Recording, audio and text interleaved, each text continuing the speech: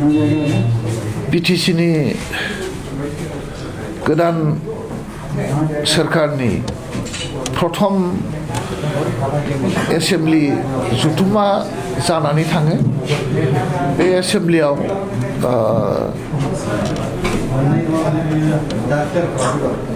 साननैनि हाबाफारि लानानै जागोन दिनै सानसे जाबाय आरो 3 थारिखआव जाबावगोन मथथे गासै 14टा कुइसन मानगोनां MCLA बिथांमोना गुबुन गुबुन बिफानाव गुबुन गुबुन डिपार्टमेन्टआव बिथांमोना कुइसन लाखिदों आरो दिनै 7टा कुइसननि फिननायखौ होनाय जाबाय लोगो लोगोनो दिनैहाय गोदानै 6 जन MCLA नमिनेटेड MCLA थिसननायनि MCLA हिसाबै बिथांमोनखौ दिनै एसेम्बलिनि स्पिकारा समायखिरा लाहोबाय आरो दिनैहाय दिनैनिफ्राय बिथांमोना MCLA नि मर्यादाखौ मोनबाय आरो बिनि उनाव मोनसे बाजेट साप्लिमेन्टारि बाजेट प्लेस खालामनाय जायो बे साप्लिमेन्टारि बाजेटखौ जोंनि BTC नि मानिजाथाव चिफ हाग्रामा महिलारि बिथाङा प्लेस खालामो आरो बे प्लेस खालामनाय जिथु बाजेट बे बाजेटआव स्टेट गभर्नमेन्टनिफ्राय 250 crore गोदानै देग्लाय बोसोराव खरस खालामनो थाखाय जोङो स्टेटनिफ्राय जों रां मोनबोबाय आरो बे मोनबोनाय रांखौनो खरस खालामनो थाखाय दिनै हाउसआव एप्रुभेल लानानै जोङो खरस खालामनायनि जिथु बाजेट प्लेस बे प्लेसखौ दिनै खालामनाय जाबाय आरो जोंनि गोबाव सम 5 बोसोर जाय फिक्स पे साख्रि मावनानै बेथन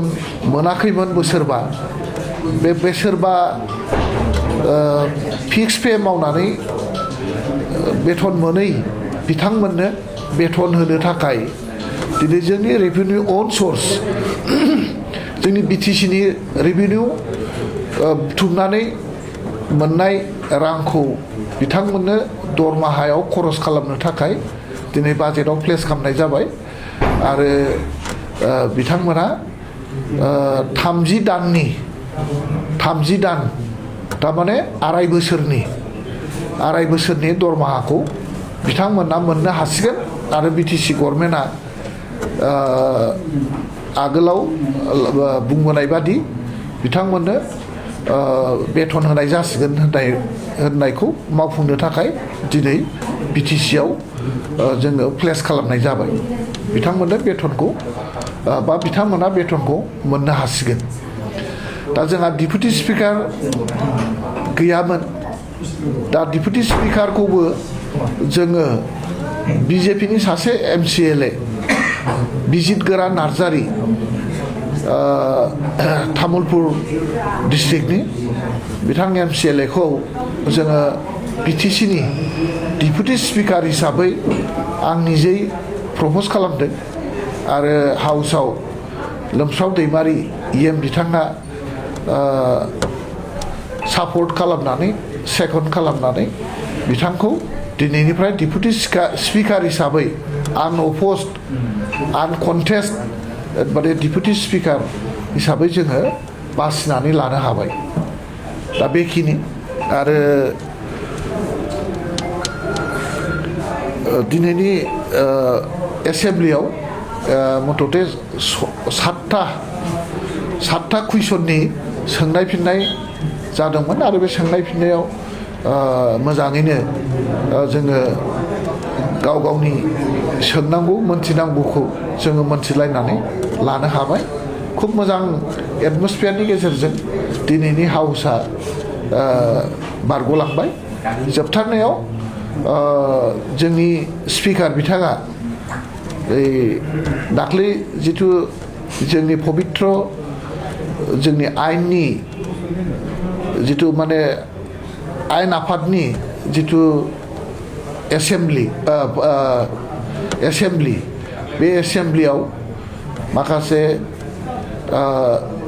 आन्दलनकारि बिथांमोना जेरखम गाग्लोबदों बे गाग्लोबनायखौ निन्दा होनायनि मोनसे प्रस्ताब फैयो आरो बे हाबाफारिया गणतन्त्र माने पार्लियामेन्टारि डेम'क्रेसिनि सायाव आक्रमण जादों आरो बे आक्रमणखौ जोङो निन्दा होयो आरो बे निन्दा होनाय जिथु माने प्रस्ताब बे प्रस्ताबखौ स्पिकार बिथाङा मेडियानि जरिये फोसावगोन आरो बिथांनि जिथुनाखि प्रप'जाल मोनफ्रोमबो दोलोआ हयथ' अफस खालामालासै जों बयबो बे प्रस्ताबखौ जोङो एखे राहै बा नुजाफैनाय साफ्रोमबो MCLA बिथांमोना बे प्रस्ताबखौ आनएनिमास आनअप'स्ड आरो खुनु बिरोधिता खालामालासै दिनै एसेम्बलियाव सापर्ट बा बेखौ पास खालामनानै लानाय जाबाय आरोखि बेखिनि फैगौ 3 डिसेम्बराव मा आयदाखौ लानानै सावरायनाय जागोन? 3 माबायाव बाहाय कुइसन आवार दं आरो जेखौ दिनै बाजेटआव प्लेस खालामबाय बिनि सायाव डिसकासन थागोन आरो बेखौ एप्रुभ खालामनाय जागोन आरोखि माने भट अफ एकाउन्ट्स लानानै बेखौ पास खालामनाय जागोन 3 थारिखआव बेखिनि बेखौ थाबैनो होनाय जागोन मथथे जाहाथे BTCनि खामानि मावनायाव जेबो जाहाथे उसुबिदा जाया बयबो बाहागो लानानै जाहाथे खामानि मावनो हायो बेनिखौ नोजोर बोनानै थाबैनो सानै आरो EM होबावनायनि जिथु बाथ्रा बे बाथ्राखौ थाबैनो मावफुंनाय जागोन सयजन जिथु नमिनेटेड जाबाय बेयाव कामरुप मेट्र'नि सासे बे जाहैबाय जोंनि BTCनिनो मानसि